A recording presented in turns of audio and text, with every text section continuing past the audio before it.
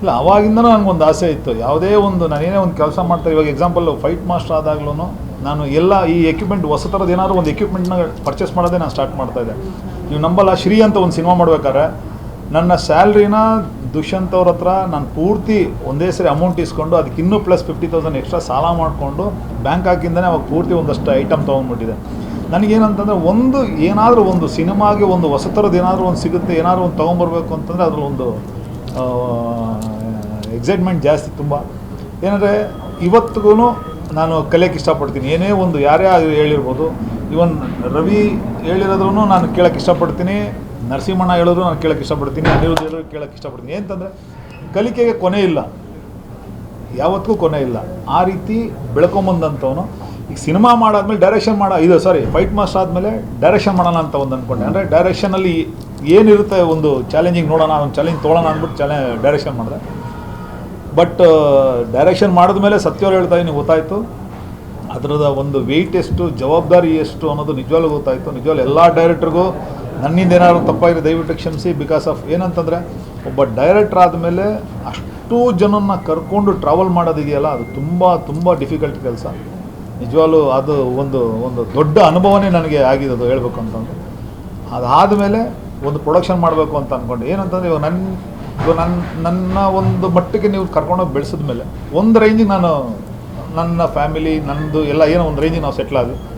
But ಇನ್ನು ಮಿಕ್ಕಿದ್ದು ಏನು ಮಾಡಬೇಕು ಅಂದರೆ ನಾನು ಬಂದಂಥ ಇಂಡಸ್ಟ್ರಿಗೆ ನಾನು ಏನೋ ಒಂದು ಮಾಡಬೇಕು, ಏನೋ ಒಂದು ಕೊಡುಗೆ ಮಾಡಬೇಕು ಅಂತ ಅಂದ್ಕೊಂಡು ಸರಿ ಪ್ರೊಡಕ್ಷನೇ ಮಾಡೋಣ ಅಂತ ಸ್ಟಾರ್ಟ್ ಮಾಡಿದ್ದು. ಇವಾಗ ರವಿಗೆ ಕೇಳಿ, ರವಿ ನಾನು ಜೊತೇಲಿ ಸುಮಾರು 4 ವರ್ಷದಿಂದ ಟ್ರಾವೆಲ್ ಮಾಡ್ತಾಯಿದ್ದೀವಿ. ವಿಲನ್ ಸಿನಿಮಾ ಮುಂಚೆಯಿಂದ ನಾವು ಟ್ರಾವೆಲ್ ಮಾಡ್ತಾಯಿದ್ದೀವಿ. ಬಟ್ ಟ್ರಾವೆಲ್ ಮಾಡ್ತಾ ರವಿ ಒಂದು ಕತೆ ಹೇಳೋದು, ನಾನು ಸಿನಿಮಾ ಮಾಡ್ಬೇಕಾದ್ರೆ ಆ್ಯಕ್ಚುಲಿ ಇದು ಯಾವುದು ರುಸ್ತುಂ ಮಾಡ್ಬೇಕಾದ್ರಿಂದ ಜೊತೆಲಿ ಕೂತ್ಕೊಂಡಿದ್ದಂಥ ರವಿ, ಅಲ್ಲಿಂದ ಜೊತೆಲಿ ಕೂತ್ಕೊಂಡಾಗ ಒಂದು ಐಡಿಯಾ ಬಂದಾಗ, ಮಾಸ್ಟರ್ ಹಿಂಗೆ ಅಂದ್ಕೊಂಡಿದ್ದೀನಿ ಅಂತ ಒಂದು ಐಡಿಯಾ, ಒಂದು ಕತೆ ಲೈನ್ ಹೇಳ್ತಿದ್ದ. ಆ ಲೈನ್ ಕೇಳಿದಾಗ ಇನ್ನೊಂಚೂರು ಡೆವಲಪ್ ಮಾಡೋ ಅಂತ ಹೇಳ್ತಾ ಇದ್ದೆ. ಬಟ್ ಇವ್ರ ಜಾನರಲ್ಲಿ ನನಗೆ ಅಷ್ಟೊಂದು ಎಕ್ಸ್ಪೀರಿಯೆನ್ಸ್ ಇರಲಿಲ್ಲ, ಓಪನ್ ಆಗಿ ಹೇಳ್ತೀನಿ.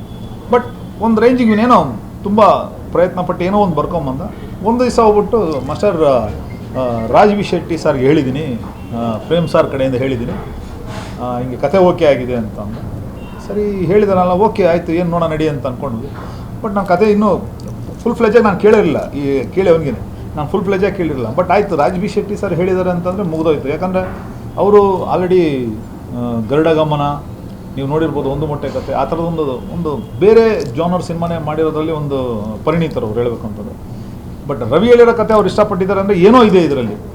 ಸರ್ ನಾನು ಒಂದು ಹೊಸ ಜಾನರ್ಗೆ ಎಂಟ್ರಿ ಆಗಬೇಕು ಅಂತ ಅಂದ್ಬಿಟ್ಟು ನಡೆದಂಥ ಟ್ರಾವಲ್ಲೇ ಈ ಒಂದು ಪ್ರೊಡಕ್ಷನ್ ಸಂಸ್ಥೆ.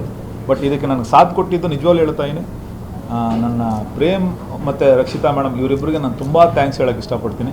ಮತ್ತು ಹಾಗೆ ನನ್ನ KVN ಸುಪ್ರೀತ್ ಅವರು ಮತ್ತು ವೆಂಕಟ್ ಸರ್, ಇವ್ರಿಗೂ ತುಂಬ ಥ್ಯಾಂಕ್ಸ್ ಹೇಳೋಕ್ಕೆ ಇಷ್ಟಪಡ್ತೀನಿ. ಯಾಕಂದರೆ ಇವರೆಲ್ಲ ಒಂದು ಸಹಕಾರದಿಂದಲೇ ನಾನು ಒಂದು ಇಲ್ಲಿ ಗಂಟ ಒಂದು ಇದು ಬಂದಿದ್ದು. ಅದಾದಮೇಲೆ ನನ್ನ ಟೀಮ್ ಇದೆ, ನರಸಿಂಹ ಅವರಿಂದ ಹಿಡಿದು, ಡೇವಿಡ್ ಅವರಿಂದ ಹಿಡಿದು, ನನ್ನ ರೈಟರ್ಸಿಂದ ಹಿಡಿದು, ಎಡಿಟ್ರಿಂದ ಹಿಡಿದು, ನನ್ನ EP ಮಂಜುನಾಥಿಂದ ಹಿಡಿದು ಎಲ್ಲ ಪರ್ಮಿ ಆರ್ಟ್ ಡಿಪಾರ್ಟ್ಮೆಂಟು, ಮೋಹನ್ನು, ನನ್ನೆಲ್ಲ ಟೀಮು, ಡೈರೆಕ್ಷನ್ ಟೀಮಿಂದ ಹಿಡಿದು ಎಲ್ಲರೂ ಒಂದು ಸಹಕಾರ, ಹೊಸಬರು ಸೇರಿ ಒಂದು ಪ್ರಯತ್ನ ಪಟ್ಟಿದ್ದೀವಿ. ಇದು ರವಿ ಅವ್ರ ಮುಂದೆ ಪ್ರಯತ್ನ ಅಲ್ಲ, ಎಲ್ಲರೂ ಸೇರಿಕೊಂಡು ಅವ್ರ ಜೊತೆಲಿ ನಾನು ಹೋಗಿದ್ದೀನಿ ಅಷ್ಟೇ. ನಾನು ಹೇಳೋಕ್ಕೆ ಇಷ್ಟಪಡ್ತೀನಿ. ಅಷ್ಟೇ ನೀವು ಪ್ರೊಡಕ್ಷನ್ ಮಾಡ್ತೀನಿ ಅಂದರೆ ಇಂಡಿಯಾ ನಮ್ಮ ಕರ್ನಾಟಕದಲ್ಲಿರೋದು ಯಾವ ಸ್ಟಾರ್ ಡೈರೆಕ್ಟರ್ ಅಥವಾ ಸ್ಟಾರ್ ಹೀರೋ ಯಾರು ಬೇಕಾದ್ರೂ ಕಾನ್ಸೆಪ್ಟ್ ಮಾಡ್ಬೋದು. ಪರ್ಟಿಕ್ಯುಲರ್ ಆಗಿ ರಾಜ್ ವಿ ಶೆಟ್ಟರ್ ಜೊತೆಗೆ ರವಿ ಅವರು, ಯಾಕಂದರೆ ಅವರು ಪ್ರೇಮ್ ಅವ್ರ ಜೊತೆ ಸಾಕಷ್ಟು ಸಿನಿಮಾದಲ್ಲಿ ಕೆಲಸ ಮಾಡಿದ್ದಾರೆ. ಸೊ ಈ ಒಂದು ಸಿನಿಮಾ ಮಾಡೋದಕ್ಕೆ ಶೆಟ್ರು ಒಪ್ಕೊಂಡ್ರು ಅನ್ನೋದು ಒಂದಾದರೂ ನಿಮಗೂ ಒಂದು ಇರುತ್ತೆ, ಇಲ್ಲ ಈ ಸಿನಿಮಾ ಮಾಡಬೇಕು ಅಂತ ಏನಿದೆ ಅಂತ. ಸರ್ ನಾನು ಇವಾಗ ನೀವು ಹೇಳ್ದಂಗೆ, ನೀವು ಏನಂತಂದ್ರೆ ನೀವು ಹೇಳಿದ ಹಾಗೇ ನನಗೆ ಆಲ್ರೆಡಿ ತೆಲುಗಲ್ಲಿ ಒಂದು ಆಫರ್ ಬಂದಿತ್ತು. ತೆಲುಗಲ್ಲೇ ನಾನು ಪ್ರೊಡಕ್ಷನ್ ಸ್ಟಾರ್ಟ್ ಮಾಡ್ಬೋದಾಗಿತ್ತು. ಬಟ್ ಇವತ್ತಿಗೂ ನೀವು ಎಷ್ಟು ಜನ ಅಬ್ಸರ್ವ್ ಮಾಡಿದ್ರಲ್ಲ ಗೊತ್ತಿಲ್ಲ, ನಾನು ಫಸ್ಟ್ ಸಿನಿಮಾ R ರಾಜ್ಕುಮಾರ್ ಅದೆಲ್ಲ ಸಿನಿಮಾ ಮಾಡಿದಾಗ ರವಿ ವರ್ಮಾ ಫ್ರಮ್ ಬ್ಯಾಂಗ್ಳೂರ್ ಅಂತಲೇ ಹಾಕ್ಸ್ತಾಯಿದ್ದೆ ನನ್ನ ಟೈಟ್ಲು. ಜೈ ಹೋ, ಸಲ್ಮಾನ್ ಖಾನ್ ಸಿನಿಮಾ ಎಲ್ಲ ಮಾಡೋಕೆ ರವಿ ವರ್ಮಾ ಫ್ರಮ್ ಬ್ಯಾಂಗ್ಳೂರ್ ಅಂತಲೇ ಹಾಕೋದು. ಏನಕ್ಕೆ ಅಂದರೆ ನಾನು ಏನೇ ಮಾಡಿದ್ರು ಇಲ್ಲಿಂದನೇ ನಾನು ಬೆಳೆದೋಗಿದ್ದು, ನಾನು ಕನ್ನಡ ಇಂಡಸ್ಟ್ರಿಯಿಂದ ಬೆಳೆದೋಗಿರೋದು. ಈ ಕನ್ನಡ ಇಂಡಸ್ಟ್ರಿಯಲ್ಲಿ ಏನಾದರೂ ಒಂದು ಮೊದಲನೇ ಹೆಜ್ಜೆ ಇಡಬೇಕು ಅನ್ನೋದೇ ನನ್ನ ಒಂದು ಆಸೆ. ಅದೇ ಟೈಮ್ಗೆ ನನ್ನ ರವಿ ಹೇಳಿದ ಕಥೆಯಲ್ಲಿ ನನ್ನ ಆ ವೆಯ್ಟಿಗೆ ತಡ್ಕೊಳ್ಳೋಂಥ ಒಂದು ಕೆಪಾಸಿಟಿ ಇದ್ದು, ಒಂದು ಬಜೆಟ್ ಇದ್ದು ನಾನು ಸಿನಿಮಾ ಮಾಡ್ಬೋದು ಅಂತ ಅನ್ನಿಸ್ತು. ಅದ್ರ ತಕ್ಕನಾಗಿ ನಾನು ಬೇರೆ ರೀತಿಯಿಂದೆಲ್ಲ ಸಪೋರ್ಟ್ ತೊಗೊಂಡು, ಅದೇ ನಾನು ಹವಲ್ ಹೇಳ್ದಂಗೆ KVN ಸರ್ ಕಡೆಯಿಂದ ಸಪೋರ್ಟ್, ಟೀಮಿಂದ ಸಪೋರ್ಟ್ ತೊಗೊಂಡು, ಸುಪ್ರೀತ್ ಅವ್ರ ಸಪೋರ್ಟ್ ತೊಗೊಂಡು, ನನ್ನ ಪ್ರೇಮ್ ಸರ್ ಕಡೆಯಿಂದ ಸಪೋರ್ಟ್ ತೊಗೊಂಡು ಈ ಒಂದು ಪ್ರಾಜೆಕ್ಟ್ನ ಮೂವ್ ಮಾಡಿದ್ದೀವಿ. ಸಾಕಷ್ಟು ಸಿನಿಮಾದಲ್ಲಿ ಕೆಲಸ ಮಾಡಿದ್ದೀರಿ. ಪ್ರೇಮ್ ಸರ್ ಜೊತೆಲಿ ನೀವು ಸ್ವತಂತ್ರವಾಗಿ ನಿರ್ದೇಶನ ಮಾಡಬೇಕಾದಾಗ ಪ್ರೇಮ್ ಸರ್ ಒಂದು ಇನ್ಪುಟ್ಸ್ ಯಾವ ಥರ ಇತ್ತು ಕತೆ ನಿಮ್ಗೆ ಯಾಕೆ ರಾಘ್ವಿ ಶೆಟ್ಟರ್ಗೆ ಇದೊಂಥರ ಬೇರೆ ಜನರ ಒಂದು ಸಿನಿಮಾ ಅಂತಾನೆ ಅನಿಸುತ್ತೆ, ಯಾಕಂದ್ರೆ ನಾವು ಟೀಸರ್ ನೋಡಿದಾಗ.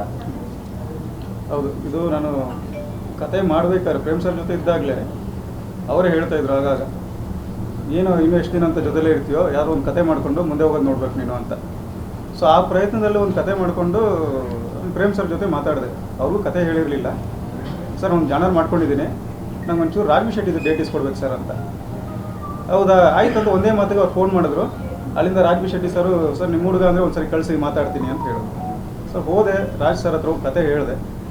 ಒಂಚೂರು ಚೆನ್ನಾಗಿದೆ, ನನಗೂ ಇದುವರೆಗೂ ಮಾಡದೇ ಇರೋ ಪಾತ್ರ ಒಂದಿದೆ, ಇದನ್ನೇ ಮಾಡೋಣ ಅನ್ನೋ ಥರ ಒಂದು ಅವ್ರು ಒಪ್ಕೊಂಡ್ರು. ಸೊ ಆ ಇದ್ರ ಮೇಲೇ ಅದು ಸ್ಟಾರ್ಟ್ ಆಗಿದ್ದು. ಎಲ್ಲದಕ್ಕೂ ಕಾರಣ ಪ್ರೇಮ್ ಸರ್.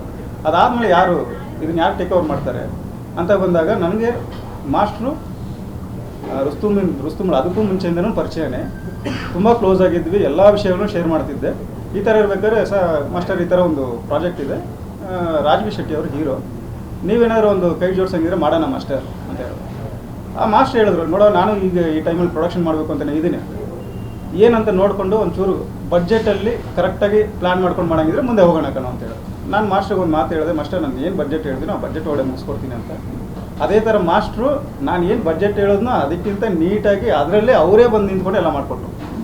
ನನಗೆ ಮಾಸ್ಟ್ರು ಸಿಕ್ಕಿರೋದು ಎಷ್ಟು ಹೆಲ್ಪ್ ಆಯಿತು ಅಂದರೆ, ಟೆಕ್ನಿಕಲಿ ಕೆಲವೊಂದು ವಿಷಯಗಳೆಲ್ಲ ನಾನು ಮಾಡೋಕ್ಕಾಗ್ತಾ ಇರಲಿಲ್ಲ. ಕೆಲವೊಂದು ನಾವು ಪ್ರೇಮ್ ಸರ್ ಜೊತೆ ಇದ್ದೀವಿ ಅಂತ ಹೇಳಿದ್ರೆ ಗೊತ್ತಾಗುತ್ತಲ್ಲ, ಸ್ವಲ್ಪ ಬಡ್ಜೆಟು ಏನೇ ಮಾಡಬೇಕಾದ್ರೂ ನಂಗೆ ಬೇಕು, ಹಿಂಗೆ ಬೇಕು, ಅದು ಬೇಕು, ಇದು ಬೇಕು, ಅದೆಲ್ಲ ಅಲ್ಲ ಕಣೋ ಸಿನಿಮಾ, ಬಾ ನಾನು ಹಿಂಗೆ ತೋರಿಸ್ತೀನಿ ಅಂತ ಹೇಳ್ಬಿಟ್ಟು ಒಂದು ನೀಟಾಗಿ ಒಂದು ಪ್ಲ್ಯಾನಿಂಗ್ ಕೊಟ್ಟು ಎಲ್ಲ ಮಾಡಿ ನೀನು ಹೋಗಿ ಶೂಟಿಂಗ್ ಅಂತ ಹೇಳ್ಬಿಟ್ಟು ಕಳಿಸ್ಕೊಟ್ರು. ಇದಕ್ಕೆ ಬಿಟ್ಟು ಇದುವರೆಗೂ ನಾನು ಶೂಟಿಂಗ್ ಮುಗಿಸಿ ಎಲ್ಲ ಬಂದಿರೋವರೆಗೂ ಒಂದು ದಿವಸನೂ ಸೆಟ್ಟಿಗೆ ಬಂದು ನೀನು ಹಂಗೆ ಮಾಡ್ತಾ ಇದೆಯಾ ಹಿಂಗೆ ಮಾಡ್ತಾ ಇದೆಯಾ ಅಂತ ಒಂದು ಮಾತು ಹೇಳಿಲ್ಲ.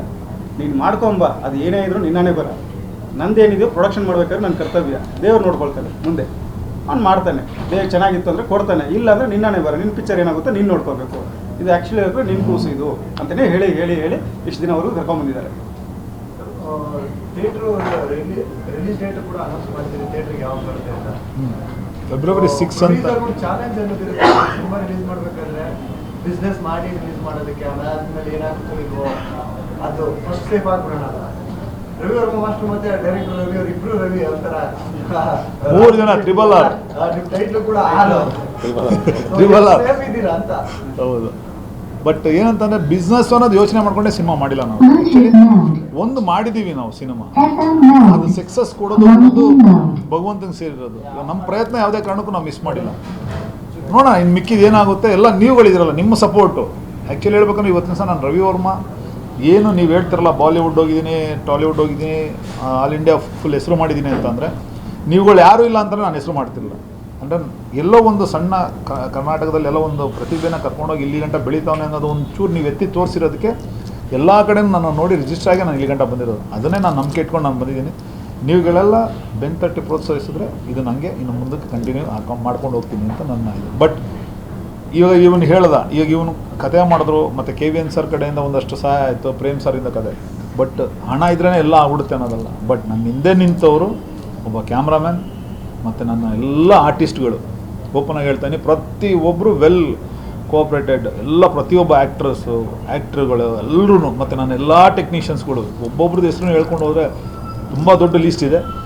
ಕ್ಯಾಮ್ರಾಮನ್ನಿಂದ ಹಿಡಿದು, ನರಸಿಂಹ ಅವರಿಂದ ಹಿಡಿದು, ನನ್ನ ಎಕ್ಸಿಕ್ಯೂಟಿವ್ ಪ್ರೊಡ್ಯೂಸರಿಂದ ಹಿಡಿದು, ಪರ್ಮಿ ಆರ್ಟ್ ಡಿಪಾರ್ಟ್ಮೆಂಟಿಂದ ಹಿಡಿದು, ನನ್ನ ಮೋಹನ್ ಬಿಕೆರೆ ಇಂದ ಹಿಡಿದು, ಎಲ್ಲ ಎಡಿಟ್ರಿಂದ ಹಿಡಿದು, ಮತ್ತು ಡ್ಯಾನ್ಸ್ ಮಾಸ್ಟ್ರು ಒಬ್ಬ ಹುಡುಗ ರಾಹುಲ್ ಅಂತ ಒಬ್ಬ ಹುಡುಗ, ಅವರಿಂದ ಹಿಡಿದು ಪ್ರತಿಯೊಬ್ಬರು ಎಲ್ಲ ಟೆಕ್ನಿಷಿಯನ್ಸು ತುಂಬ ಪ್ರೀತಿಯಿಂದ ಕೆಲಸ ಮಾಡಿದ್ರು. ಇವಾಗ ನೀವಷ್ಟೇ ನೋಡಿದ್ರಿ, ಇವಾಗ ಇಲ್ಲಿ ಎಷ್ಟು ಜನ ನನ್ನ ಬರ್ತಡೆಗೆ ಬಂದಿದ್ದಾರೆ, ಅದೇ ಪ್ರೀತಿ ನಾನು ಸಂಪಾದನೆ ಮಾಡಿರೋದು.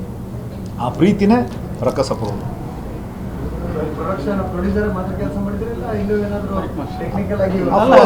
ನನ್ನ ಕಲೆ ನಾನೇನು ಬಿಡೋಕ್ಕಾಗುತ್ತೆ? ಅಲ್ಲ, ನೀವು ಹೇಳಿದ್ರಲ್ಲ ಇಂಡಿಯಾಗೆ ನಂಬರ್ 1 ಫೈಟ್ ಮಾಸ್ಟ್ರು, ಇಷ್ಟು ಲೆವೆಲಿಂದ ಅಲ್ಲಿವರೆಗೂ ಹೋಗಿದ್ದೀರಂತ.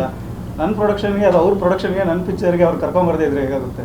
ಮಾಸ್ಟರ್ ಅದು ಆಪ್ಷನ್ ಕೊಟ್ಟರು, ನೋಡೋ ಆದ್ರೂ ಪರವಾಗಿಲ್ಲ, ಹೊಸ ಯಾರು ಒಂದು ಮಾಸ್ಟರ್ಗೆ ಅವಕಾಶ ಕೊಡೋ, ನನ್ನ ಪಿಕ್ಚರ್ಲಿ ಯಾರಿಗೋ ಇನ್ನೊಬ್ರಿಗೆ ಅವಕಾಶ ಕೊಡ್ತೀನಿ ಅಂತ ಒಂದು ಹೊರಗಡೆ ಮಾತು ಬರುತ್ತೆ ಅಂತ. ಅಪ್ಪ ನಾನು ಬಂದಿರೋದೇ ನಿಮ್ಮ ಹತ್ರ ಈ ಥರ ವಿಷಯ, ಟೆಕ್ನಿಕಲ್ ವಿಷಯಗಳಿಗೆ ದಯವಿಟ್ಟು ಈ ಒಂದು ಫೈಟ್ ಮಾತ್ರ ನೀಟಾಗಿ ಮಾಡ್ಕೊಟ್ಬಿಡಿ ಮಾಸ್ಟರ್. ತುಂಬ ಚೆನ್ನಾಗಿ ಮಾಡಿಕೊಟ್ಟಿದ್ದಾರೆ. ಹೆಂಗೆ ಹೇಳೋದು, ಹೊಸ ಪ್ರಯತ್ನ ಇದರಲ್ಲಿರೋ ಫೈಟು ನೀವು ಯಾವ ಪಿಕ್ಚರ್ಗೂ ನೀವು ನೋಡಿರಲ್ಲ, ಆ ಥರ ಒಂದು ಫೈಟ್ ಮಾಸ್ಟರ್ ಫೈಟ್ನ ತಗೊಟ್ಟಿದ್ದಾರೆ ಮಾಸ್ಟರ್. ಆ್ಯಕ್ಚುಲಿ ನನ್ನ ಡೈರೆಕ್ಷನ್ ಸಿನಿಮಾದಲ್ಲೇ ನಾನು ಇನ್ನೊಬ್ಬರು ನಾನು ಲಾಂಚ್ ಮಾಡಿದ್ದೀನಿ. ಇವನ್ ಸಿನಿಮಾದಲ್ಲಿ ನಾನು ಫೈಟ್ ಮಾಸ್ಟರ್ ಆಗಿ ಕೆಲಸ ಮಾಡಿದ್ದೀನಿ. ಸೊ ಸಿನಿಮಾ ಈಗ ಆಲ್ರೆಡಿ ಎಲ್ಲ ರೆಡಿ ಇರುತ್ತೆ. ಸೊ ನಿಮ್ಮಲ್ಲಿ ಒಬ್ಬ ಡೈರೆಕ್ಟರ್ ಇದ್ದಾರೆ, ಪ್ರೊಡ್ಯೂಸರ್ ಇದ್ದಾರೆ, ಸ್ಟಂಟ್ ಮಾಸ್ಟರ್ ಇದ್ದಾರೆ. ಸೊ ಸಿನಿಮಾ ನೋಡಿದರೆ ನಿಮ್ಗೆ ಏನು ಅನಿಸಿದೆ? ನನಗೆ ಅದೇ ಹೇಳ್ತಾರಲ್ಲ, ಹೆತ್ತವ್ರಿಗೆ ಹೆಗ್ಣ ಮುದ್ದು ಅನ್ನಂಗೆ ನನಗೆ ಚೆನ್ನಾಗಿ ಕಾಣ್ತಾ ಇದೆ. ಏನಂದಿದ ಅದನ್ನು ಪ್ರಾಪರಾಗಿ ಕೆಲಸ ಮಾಡಿದ್ದಾರೆ. ನಿಜವಾಗ್ಲೂ ಇದರಲ್ಲಿ ತುಂಬ ಎಫರ್ಟ್ ಹಾಕಿ ಕೆಲಸ ಮಾಡಿರೋದು ಅಂತಂದರೆ ನನ್ನ ಕ್ಯಾಮ್ರಾಮ್ಯಾನ್. ಅಂದರೆ ಒಂದು ಬೇರೆ ಥರದ ಒಂದು ಜಾನರ್, ಬೇರೆ ಥರದ ಒಂದು ಅಂದರೆ ಲೊಕೇಶನ್ಸ್ಗಳು, ನೀವೆಲ್ಲೂ ನಮ್ಮ ಕರ್ನಾಟಕದಲ್ಲಿ ಈ ಥರದೊಂದು ವಿಲೇಜನ್ನ ಹಿಂಗೆ ತೋರಿಸ್ಬೋದಾ ಅನ್ನೋ ರೀತಿಲಿ ಒಂದು ಕೆಲಸ ಮಾಡಿದ್ದಾರೆ. ತುಂಬ ಚೆನ್ನಾಗಿದೆ. ಸಣ್ಣ ಸಣ್ಣ ಹಳ್ಳಿಗಳೇ ನಾವು ಮಾಡಿದ್ವಿ, ಮಳವಳ್ಳಿಯ ಕಡೆ ಮತ್ತು ನಾವಲ್ಲಿ ಮಹದೇಶ್ವರ ಬೆಟ್ಟ, ಚಾಮರಾಜನಗರ, ಆ ಸರಣಿಗೆಲ್ಲ ಹೋಗಿ ಮಾಡಿರೋಂಥದ್ದು ತುಂಬ ಅದ್ಭುತವಾಗಿ ತೋರಿಸಿದ್ದಾರೆ. ಅದೇ ಎಂಟೈರ್ ಟೀಮ್ನ ಒಂದು ಎಫರ್ಟೇ ಈ ಸಿನಿಮಾ ಅಂತ ಹೇಳಕ್ಕೆ ಇಷ್ಟಪಡ್ತೀನಿ. ನೀವು ನಿಮ್ಮ ಗುರುಗಳ ಥರನೇ ಚಾಮರಾಜನಗರ ಲ್ಯಾಂಗ್ವೇಜ್ನ ಹಿಡಿದಿದ್ದೀರಾ ಇದರಲ್ಲೂ? ಹೌದು, ಚಾಮರಾಜನಗರ ಲ್ಯಾಂಗ್ವೇಜ್ ಅಲ್ಲ, ಕತೆಗೆ ಅದೇ ಬೇಕಾಗಿದೆ. ಅಲ್ಲ, ಇನ್ನೊಂದು ಏನಂದರೆ ಇವಾಗ ರಾಜ್ ಶೆಟ್ಟಿ ಸರ್ ಅಂತಂದರೆ ಎಲ್ಲರೂ ಕರಾವಳಿ ಸೈಡು, ಮಂಗಳೂರು ಸೈಡೇ ಇರುತ್ತೆ ಅನ್ನೋದೊಂದು ಎಕ್ಸ್ಪೆಕ್ಟ್ ಮಾಡ್ತಾರೆ. ಫಸ್ಟ್ ಟೈಮ್ ಅವ್ರಿಗೂ ಒಂದು ಹೊಸ ಥರದೊಂದು ಲ್ಯಾಂಗ್ವೇಜ್ ಮಾತಾಡೋವಂಥ ಒಂದು ಪ್ರಯತ್ನ ಪಡಿಸಿದ್ದೀವಿ. ತುಂಬ ಚೆನ್ನಾಗಿದೆ ಅಂತ ಹೇಳಕ್ಕೆ ಇಷ್ಟಪಡ್ತೀನಿ. ಬಟ್ ಅನಿರುದ್ಧ ಒಂದು ಒಳ್ಳೆ ಕ್ಯಾರೆಕ್ಟರ್ ಮಾಡಿದ್ದಾರೆ, ತುಂಬ ಅದ್ಭುತವಾಗಿ ಮಾಡಿದ್ದಾರೆ, ಚೆನ್ನಾಗಿ ಮಾಡಿದ್ದಾರೆ.